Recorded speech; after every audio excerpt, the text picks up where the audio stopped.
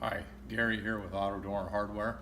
What I have here is a TH1114U left-hand aluminum finish offset pivot assembly from Global Door Controls for a Pittco style door.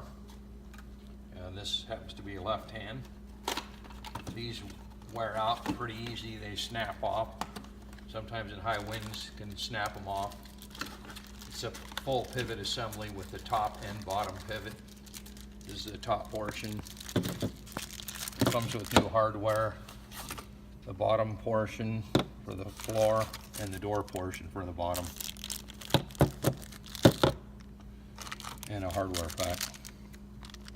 These are pretty easily replaced with simple hand tools. This can be found at autodoorandhardware.com along with a lot of other products.